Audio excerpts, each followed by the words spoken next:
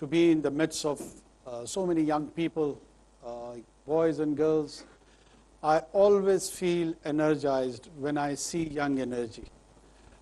Energy which would shape the destiny of this country, energy which would shape the destiny of this nation, individually for all of you, collectively for all of us. So youngsters and meeting them translates in one single word, and that is hope. It's always with hope when we meet young people, be it in Lahore or Oxford or Harvard or Quetta or Kandahar or anywhere. The youngsters are full of that renewed vigor and energy, which I've enjoyed always, and it becomes a source of stimulation for oldies like me. Why I'm in the mid-50s, so don't get wrong impressions, you know. When I was your age, it was probably late 80s, early 90s probably, yes. And is a reminiscent of my days in colleges, in schools. It is one of the most memorable time and phase of your life. It will never return. There is no rehearsal in life. It's not Shakespearean drama. You just pass through that. So when you're passing through that, you would be required to exercise different kind of choices. You will be committing and making wrong choices. Don't be afraid of that. Be candid, be bold. Take and make and apply your mind for a good choice. You may end up making a bad choice, but that is part of your learning process. That's how we learn. If we do not commit mistakes, what we're going to do and how we're going to learn.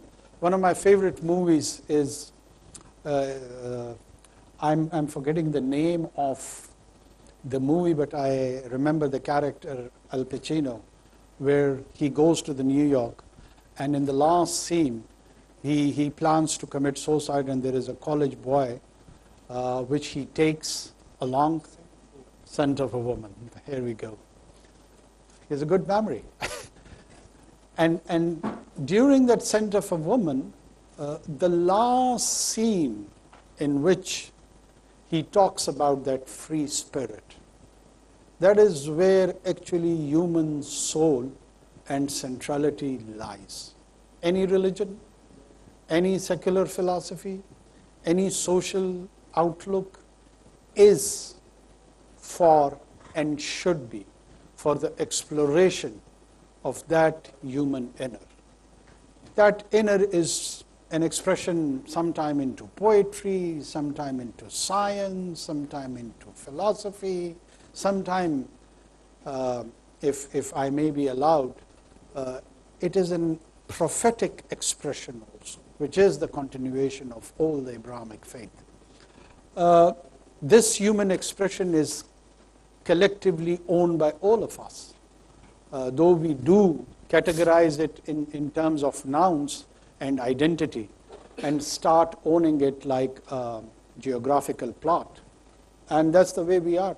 We humans probably are being programmed that way.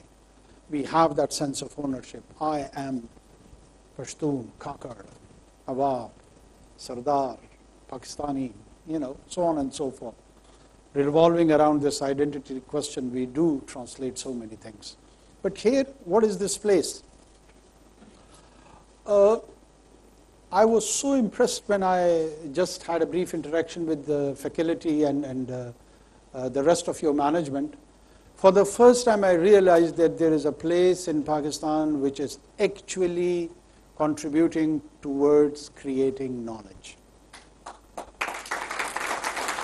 And this is the desired goal. This is the stated goal. I will just cut down and would try to allot more time for the interaction because I believe that you all would be just carrying some fiery and challenging questions and would be just waiting that let him finish and then he'll know what he has to go through. So let's come to that stage. We'll just conclude on one of that Quranic story.